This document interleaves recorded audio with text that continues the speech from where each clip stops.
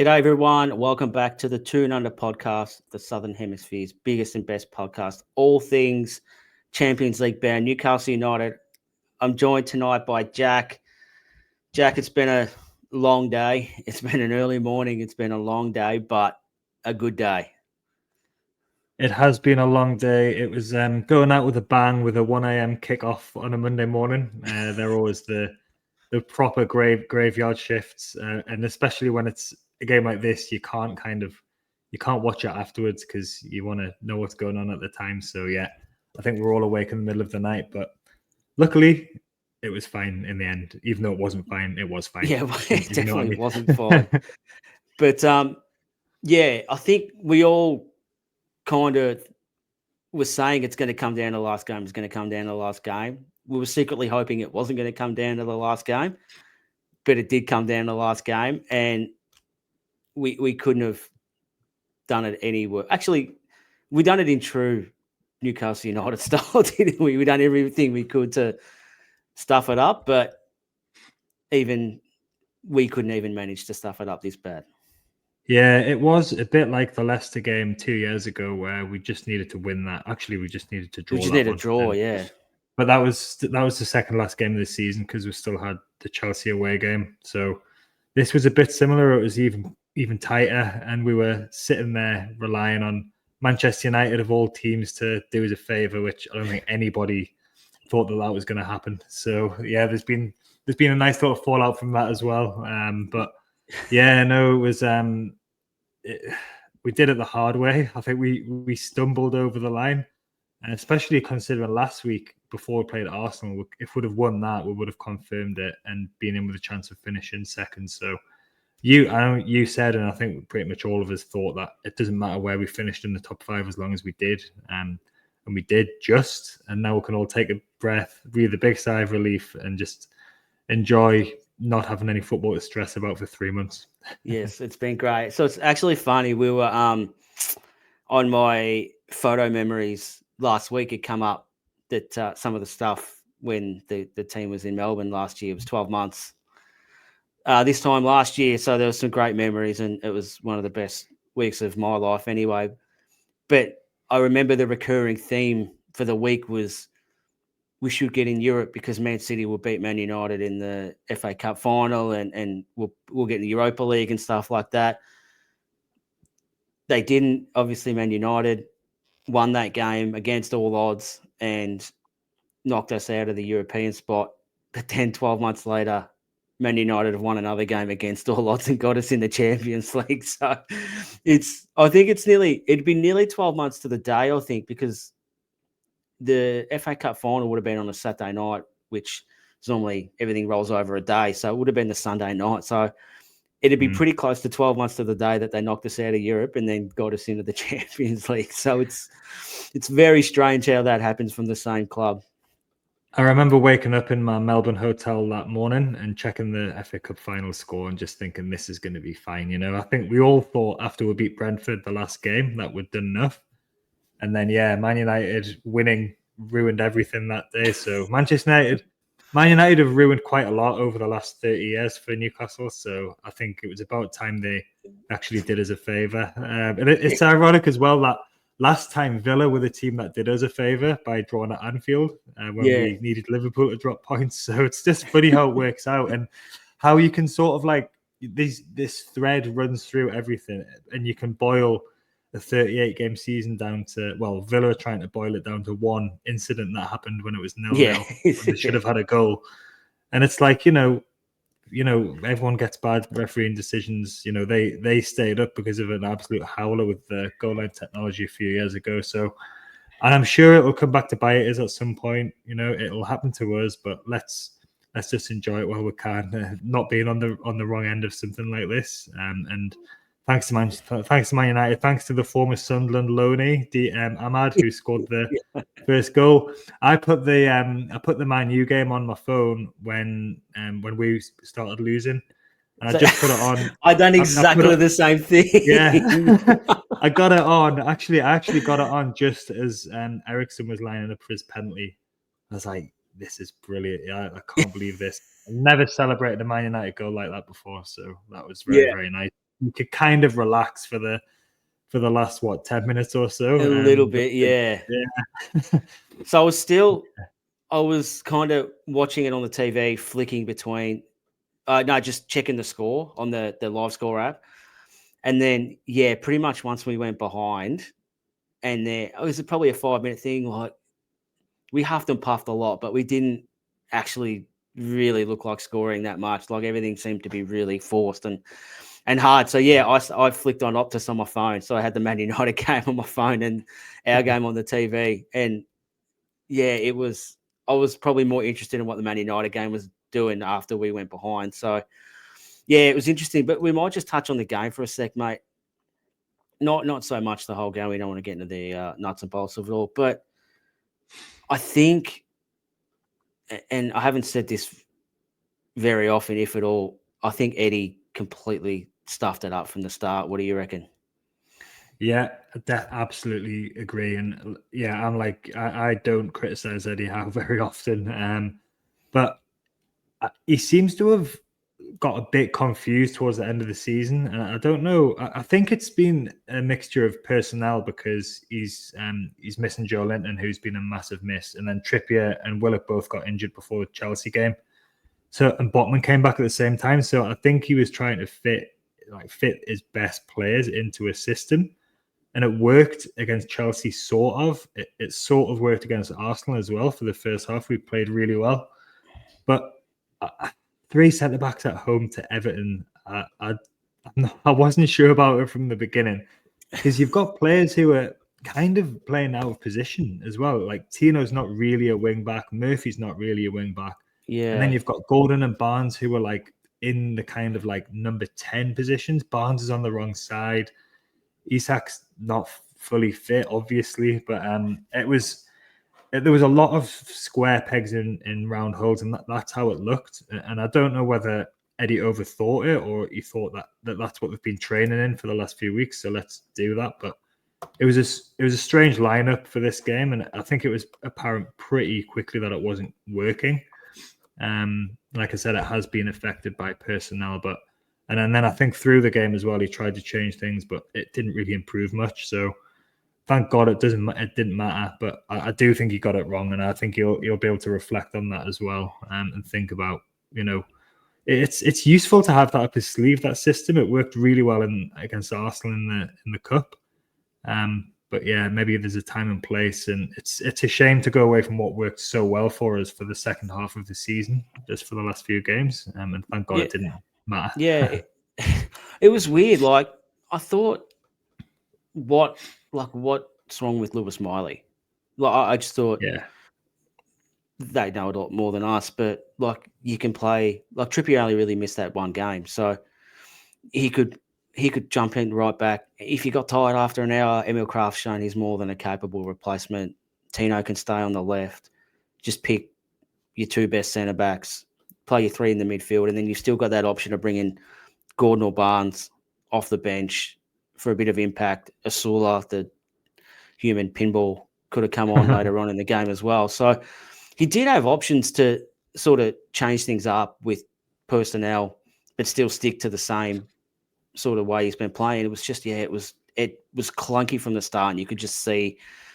I was sort of hoping he was going to change it before half time, but I think he gave it 45 minutes and then kind of realised, no, this isn't working at all, and he changed it. And then I think he changed it again once Wilson came on. It looked like he was saying 2 up top when the camera cut to him when Callum Wilson come on. So whether he was trying to beat Moiser with a 4-4 fucking 2, I'm not sure what he tried to do, but whatever they were trying to do, it didn't work. But like you said, mate, at the end of the day, it didn't matter. We didn't get the result we wanted, but we got the outcome we needed, which is probably more important than anything. But how did you kind of land on things today? Like I kind of felt like you wouldn't, like a silver medalist in the basketball at the Olympics or a team sport like that, where you're really depressed you lost the gold medal game, but you've still got a silver medal, rather than you always see the team that wins the bronze medal game are really excited and jubilant and things like that because they've won the bronze medal, whereas they've kind of the silver medalists, they've won the silver medal, but they've actually lost the gold medal game. And that's how it kind of felt a bit like that after the game, that we'd lost the game. And a game we should have won, really, but hey, we still got Champions League, so it's not too bad. The emotions were kind of all over the place. Yeah, I don't think in the long run anyone will care. Like, I don't even think probably anyone will really remember, apart from people who do podcasts like us, or people who were at the game, because it doesn't matter at the end of the day. Like, the season has been the best season that we've ever had, and even though, in a strange kind of way, it felt a bit more challenging and a bit more difficult than, say, 2 years ago, where we only lost 5 games in the league and everything seemed to go for us. We had the momentum for the whole season.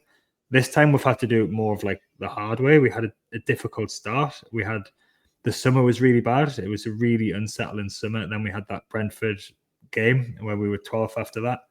So, and then there's been those couple of defeats against Brighton and Fulham and Bournemouth at home as well, in West Ham. So we've had more challenges to overcome this time.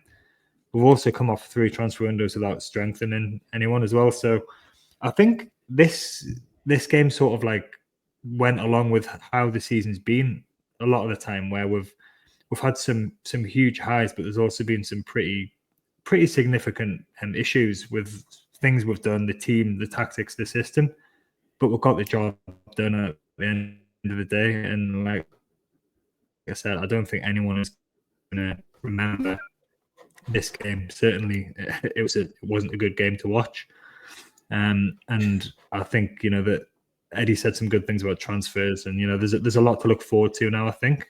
But it did definitely feel it didn't feel as jubilant as it did 2 years ago as well, that when we played Leicester, because that was like back in the Champions League. But I think the achievement this time is even greater, especially coming off the cup win as well. I just think it's been an amazing season, and once the dust settles, and give it a few days, give it a week or so, and then I think everything will be fine again. But it's definitely, losing that game's left a little bit of a slight tinge of disappointment, maybe. But like I said, I don't think it'll last long.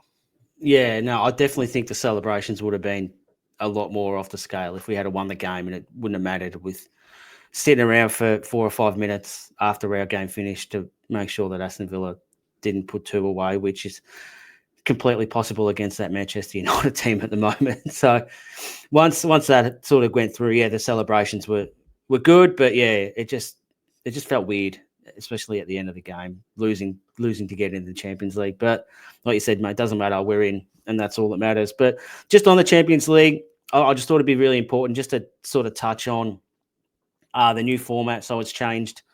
This year was its first year of the new format. So just thought we'd give everyone a bit of a quick spiel about how it all works, so you know what you're looking forward to come next season. So there's 36 clubs in the Champions League now. They're in 4 pots. I think we're going to be in pot 4, which is the worst pot, Jack. They don't really have groups anymore. They're called like mini leagues, if you will. So there's eight teams in each league, and 2 clubs from each pot make up them 8 teams. And I don't think, at least in this mini league stage, we won't face any English teams in that mini league. That all changes if we get to the knockout rounds. It's helter-skelter. You can play anyone. And I don't think you can get more than 2 teams from the same country in your pot as well, in your mini league, regardless of the pot they're in. So in your league, yeah, you play 8 games, 4 home, 4 away.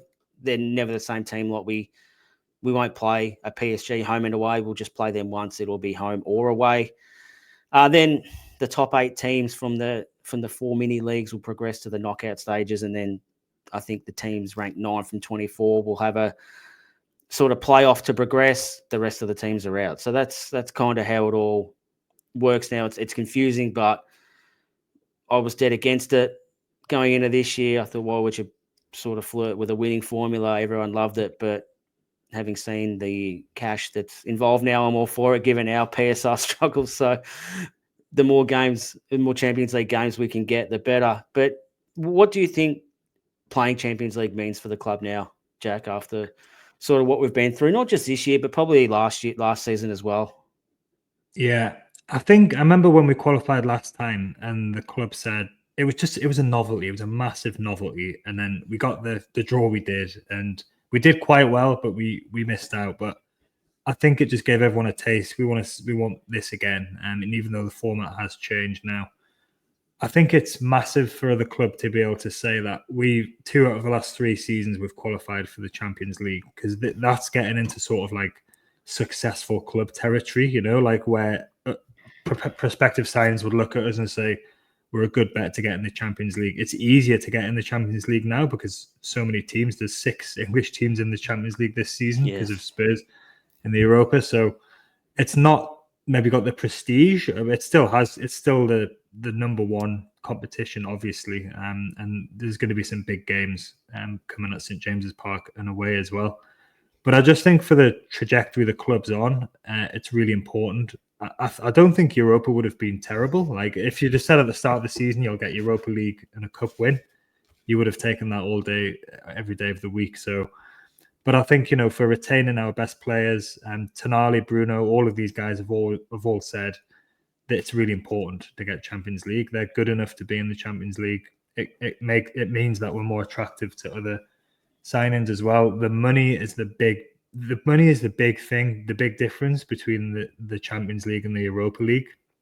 I think Villa got about 60 million just from prize money from being in the Champions League and TV money, and that doesn't count gate receipts from their 4 of the league games and then the knockouts as well. So you're looking at a big windfall. We're not going to have the PSR problems that we had anymore last time. That's not going to happen. In fact, Villa might be a club that does have that this time. So, and it shows you how hard it is, the fact that us and Villa have both been in it and then couldn't qualify the next season when we were in the Champions League. But a lot of the clubs in the Premier League are going to be in Europe this season of some form. So it depends how we adapt to it. It's going to be very interesting. We need a stronger squad, clearly. I don't think the squad was equipped last time. And this time there's 2 extra games just in the group stage. So it's massive. It's massively important that the club got back in for all of those reasons.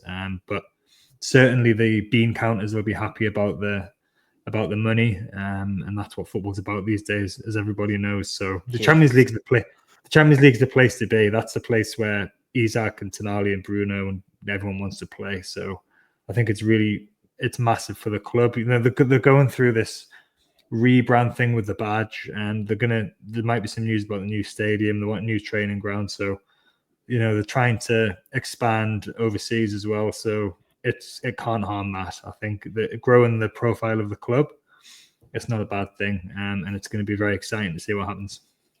It is, and even if I cast your mind back to January, I think you may have wrote an article for the NUFC blog.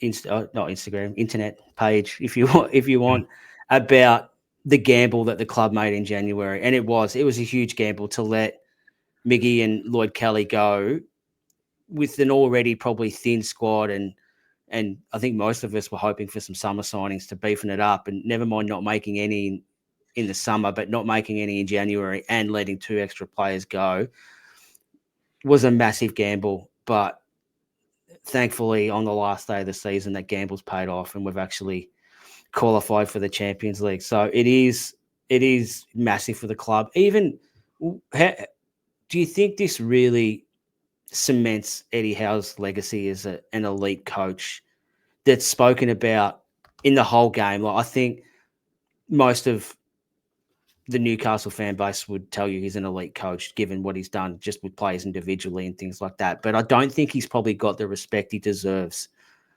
sort of away from the club, especially in Europe. Do you think having done this twice in 3 years is really cementing him as an elite coach amongst everyone else?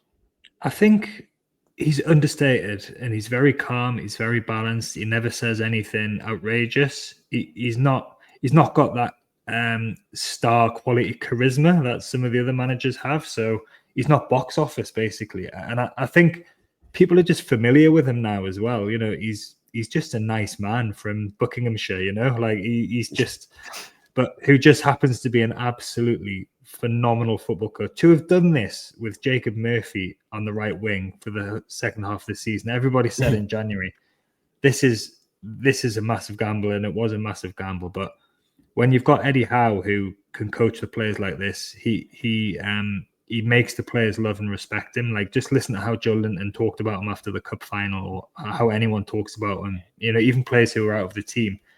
You've got people like Kraft signing new contracts, knowing that they're probably not going to play much football. I think it's the culture that he's set at the club. So everyone at Newcastle, all of the local journalists know about Eddie Howe. I'm happy with it that way, to be honest. Like, I don't care. Like, if other people don't, it means that other clubs are not going to come calling for him. Not that I think he would accept it anyway. I think he knows what he's got at the club. But yeah, I just think he's maybe taken for granted a little bit in England because he's English. And I do think his achievements are underappreciated, though. Champions League twice in 3 seasons with a club that hadn't been there for 20 years. Cup finals. 2 cup finals, a cup win for a club that hadn't won a domestic trophy for 70 years. People have been trying to do this very hard for a long time, and he's done it. So I don't think he'll care about plaudits. He never wants the limelight. I just hope that this is the start of, well, not the start, it's well into a period of success for him at the club. Yeah. But I think he will start getting, and the manager of the year talk was interesting. Of course, Forest have done really well, and Nuno is up there. But how can you overlook what Howe's done? And I actually think losing this game at the end of the season and kind of this perception that we're kind of scraped in probably stands against him as well, because he didn't have his best tactical game. And people do remember sort of events like this, high profile things. So, but yeah, he's just the best manager. I wouldn't swap him for any manager. I wouldn't swap him for Guardiola, Klopp, Slot, anyone. I think he's perfect for the club. And it's just so good to see him. And you just know that he'll be thinking right now about the future, about transfers, about how he can make things better. And I think his quotes, he's prepared for it now. And I think he's going to be moving some people on. Like, I was thinking when you were talking about the team before, he didn't choose Longstaff, he didn't choose Willock from the beginning, as well as Miley. So I think there's some players there that are going to be moved on. I think Wilson as well, probably he's going to be a bit ruthless, I think, now. And I think he knows that now's the time, and he's got the financial backing to do it. So I think we're going to see a different side of him now. And I think that's for the best. And let's see if he can take the next step as well, because he's well on his way. He's already a legend. He's a great. I love him. I think it's the first step in the next frontier, if you kind of want to call it that. Like, we've ticked a lot of boxes that we needed to tick this season, especially. And, getting back into the Champions League, having some money to spend. And then, like you said, he did kind of insinuate in his post-match sort of press conferences and stuff like that players were going to move on, and it's a part of football that they need to accept and everything like that. And he's willing to do it. So I think we are going to see probably stage 1 of the next frontier of what Eddie Howe looks like, and an Eddie Howe team looks like as well. So yeah, having said that, and it's just an interesting tidbit too, that the sort of, I know he's the face of it, but it is a coaching sort of group, and that was probably, you couldn't have shown that any better than when he was in hospital with pneumonia. And the games we played, like, the team didn't really look like they missed a beat because everyone knew their role and everything like that. So that's a credit to him and the coaching staff, the system and the framework that they've set up to run the club and make it a sustainable club. And it doesn't matter if someone's unavailable, that everyone knows the program, everyone knows what needs to be done. Everyone just kind of pitches in that little bit more to cover if someone's not there. But that's just a great kind of little snippet into how well run the club is now with him in charge. So, like we said, we played Champions League 2 years ago. It was good. Like you said, it was a bit of a novelty. It was good, but not great. We had that great result against PSG. Probably should have done the double over them, or at least got a draw. No, we won't. Isak scored. It ended up being 1-1. We should have won. And I think Dortmund we weren't great against Dortmund. Milan was the first game. I don't think anyone knew what they were getting into that first game against Milan.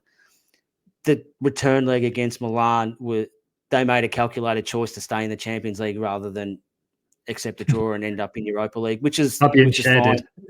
Yeah. He just forgot that he had to defend for a period of time. But what do you think the lessons that they've learned and how will be better? And I think back to the League Cup this year that the club sort of openly spoke about post-game, the lessons they'd learned, and they knew they were going to be better for the run and how to handle the occasion and things like that. What do you think they've learned from our Champions League run a couple of years ago that are going to make us better in the competition next season?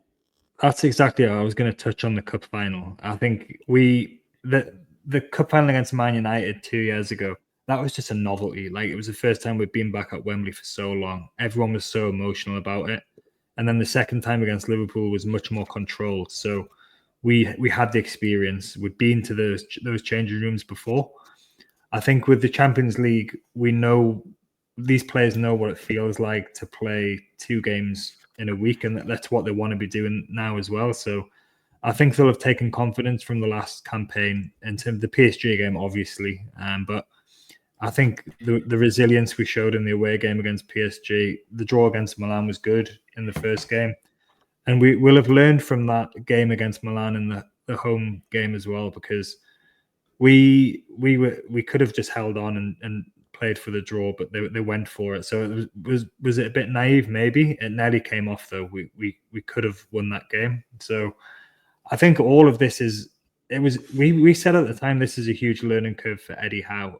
Some of them players had never played Champions League before, but I think this time the club know that we need to strengthen the squad sufficiently as well, because that was 6 extra games that season in that competition. It's going to be at least 8 this time, and hopefully more. So nobody needs to talk about the injuries that we suffered and the problems. I think we were trying to play our high intense football at the same time as the Champions League campaign, and it all just came crashing down, even though we kind of pulled the season round towards the end. So I think that's going to be something that they've learned as well. And we've got James Bunsen now for the injuries, and the figures are really good. We've had like third less injuries than we did this time last season, and not hardly any soft tissue ones too, which is probably the most important thing.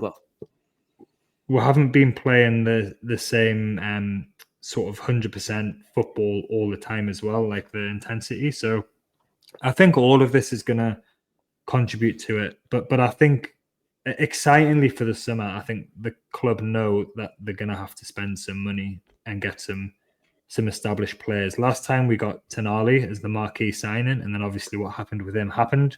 But he's Champions League ready now, and we've got Livramento and Hall, who were not ready for the Champions League at that stage, not ready for the first team. They both are now. They're both England fullbacks, so the squad as a whole is stronger. Everyone's got that experience of playing it last season. So yeah, I think the club will have learned a lot on all levels, and just even the feeling of, you know, playing a Premier League game and then going to play a European game and then playing another Premier League game. You know, it's all getting on a plane and flying. Exactly. Training in the foreign stadium, all of that stuff. So I think it's all going to come together. And like the format this season, it's like you said, you play 8 games, 4 home, 4 away, and it's all one big massive league. So it was all confusing to begin with this season until the last round, when like it looked like PSG and Man City were going to go out, and then they didn't. And PSG have reached the final. So yeah, it's all about more chances for big clubs to not get knocked out, basically. Yeah, just call it for what it is. but it means that if we come 24th in this big league, then we get a playoff game, and that's 2 more we games. Get an extra game too, yeah, and then you get into the knockouts after that. So yeah, no, it's going to be a real journey, but I think we're much better equipped now than what we were last time. And I do think after the summer as well, we're going to see hopefully some players with Champions League experience as well come in, and we'll see what we've got. We still have to be smart with transfers, because we still haven't got money to just throw away. But I think Mitchell's been there for a year now. The club will have been working towards this. And Eddie said, I think last week, our targets are not going to change depending on which competition we're in. But maybe we've just got a bit more chance now of getting those top targets quickly, hopefully, as well, like you said today. Yeah, that would be very handy to get them in quick, get them bedded in, so they're kind of ready to go from the start. And I think the injuries and I know it's probably the lowest hanging fruit, but we were crippled after about 2 or 3 games with our injuries, and we couldn't rotate. Lewis Miley played most of the game, and sort of was the coming of age of Lewis Miley. He never looked out of place once against some of the best players in the world. But yeah, I think once we kind of get a good squad with a good run of injuries and the ability to rotate and not have that massive drop off in quality as well, I think is going to be huge for us. And like you said, the carrot that we are going to be playing Champions League and you are going to be a heavy part of the squad, not just a bit player, is very, very appealing to any prospective transfers that do come our way. I just want to touch as well, Callum Wilson after the game looked to be in tears. Looked to be a good buy. He's out of contract in a couple of weeks or whenever it is when the contracts run out. If that's his last appearance, which I'm pretty sure it will be, because you wouldn't carry and cry like that if you just lost a game to Everton and made the Champions League. But how should Callum Wilson be remembered as a Newcastle player? I think there's two things with Wilson. He'll be remembered for saving, like being one of the only good things about the club in the Steve Bruce years, when he basically, his goals kept us up. There was him, Maxi, and Dubravka were basically the only players who were any good in that team. Joe Willock was okay. Yeah, he was all right then this season that time. And we had like Fabian Schär was around and things as well, but not playing. Didn't rate him. But so Wilson will be remembered for that time. But also for me, I'll remember his contribution to the last Champions League qualifying season, where he got 18 goals. And that period in the spring where him and Isak were rotating, sometimes they were playing together, but he couldn't stop scoring. I think he scored 8 goals in April. And there was some absolute beauties in there as well. So obviously his body just can't hack it anymore. And he's 32, 33, whatever he is. He got into the England squad though after that last Champions League campaign, and he did well. He got an assist and he did well for England in the World Cup. So he's a good character, like Eddie will always talk glowingly about him. He's worked with him for such a long time. There was a goal he scored against Burnley, which was in Eddie's first win. And I remember his performance in that game was massive. He was a bit like Shearer in that game. He was so strong, and he scored the vital goal in that game. So he's got 49 goals. He's going to be well remembered in time, I think. Although unfortunately, it will just always be with that caveat that his body just couldn't do what he needed it to do. He got some stupid injuries like a torn tit or something he got last torn season. Pec. Crazy. So it's just as and there was hope that because he hasn't played as much football, there's not as many miles in his legs, maybe if he can just avoid these injuries, maybe he can go for a bit longer. And I think he'll still back himself. I wouldn't be surprised if one of they all do that. Clubs, not Sunderland obviously, picks him up on the free, and he could be a good weapon for someone. He could easily get 10 goals for someone in the Premier League next season if he can manage to play enough games. So he's still got plenty left in the tank, but I don't think it's going to be for us. And I think it is time now for him to go, and that's good. He'll be very fondly remembered. But yeah, time to move on now. Yeah, it's interesting. So everything that you just said, and I swear we haven't rehearsed this or anything like that. And I said this. I reckon I said this in January when there was some murmurings that he might be sold and things like that. I said he's the attacking version of Jonathan Woodgate, where if he stayed fit, he could have been anything, but every time he looked like he was getting a run at it, he'd get injured again and things like that. And which is pretty much just a one-sentence summary of everything that you've just said. When he was good, he was really, really good, but he just couldn't get that consistency with his body to be that consistent player. Because and I think he did make a few appearances, especially in the back half of the year, but he never looked like it. He just looked off the pace. And I think there were a few people sort of asking questions that maybe Asula should be the first one to come off the bench instead of him, just because of the lack of impact he was having. And it's kind of sad to see him finish like this, but I'm the same as you, mate. I'll remember him for what he sort of gave us during the really dark time, like arguably one of the darkest times in the club's history, was, like you said, him and Maxi and probably Joe Willock is the only things you really got to look forward to during that time. So, I'll remember him fondly, and I think that is his probably last appearance for us. But no doubt, especially with people like him and these elite athletes have just got this tunnel vision mentality that they are still good enough to contribute to any team at the highest level, because that's just how they're wired. They're wired different to what everyone else is. So, I've got no doubt he probably will be playing at a Premier League club at some stage next year. And I don't think anyone can begrudge him, because I think everyone will be happy for what he's done for us, but happy to see him move on at the same time. And I think what him and Isak did 2 years ago was a perfect example of what you want a striking duo, because you only play with one striker, so they were pushing each other on. There were competition for each other. They were scoring goals and then coming out the team for the next game, and that must have the competitive that was driving them on, And this is going to be a big problem in how we actually replace that, because Asula is very raw and he looks like he's got attributes, although he might end up being more of a wide forward, but he's not ready to step into that backup striker role for us yet. No. I think he might need a loan next season to be able to get into that. So anyone we do sign, like, there's talk of Liam Delap or, anyone, they know that they're probably going to be second fiddle for most of the season to Isak, who's one of the best strikers in the world, if he can get himself fit again. So it's going to be very interesting, and it makes sense why Eddie has not wanted to, has wanted to keep Wilson up till now as well, because he likes his character, he knows what he brings, and he's going to be able to be on the bench. And I thought Wilson was going to score an important goal this season at some point, and I thought the same about I thought yesterday might have been the day. Yeah, I thought the same about a shot. I thought Willock was going to step up and score at some point as well, but that's what I was talking about, being ruthless before. I think Eddie knows now that he's going to move some of these players on. Longstaff's another one as well, who's hardly had a kick this year, 2025. So that's what I think is going to happen, and I think it's time for that. And Wilson is one of those players who is going to move on with great thanks, but definitely, like I said, time for him to go now. Well, would you put Joe Willock in that conversation as well?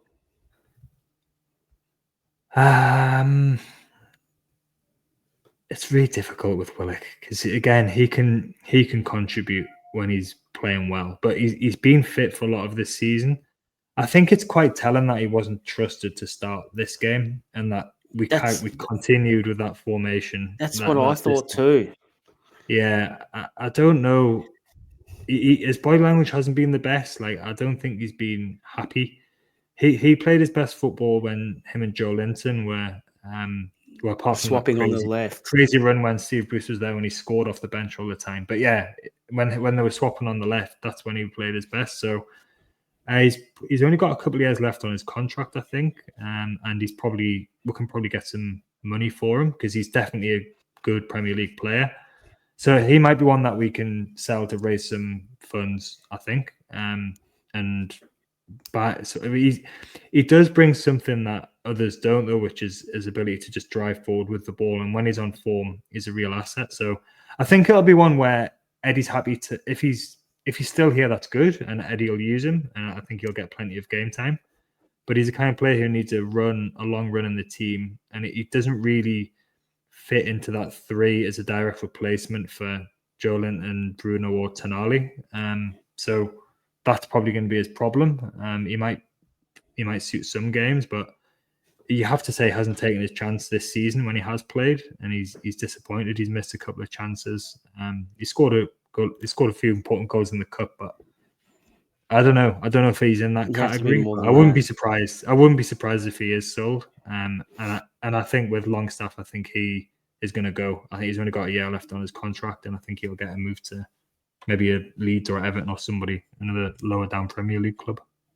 Yeah, I think Willock is he's not for sale, but if you're asking, we're listening, kind of thing. Yeah, that's probably where I'd rate him. All right, mate. Well, that'll do it. Deep breath time.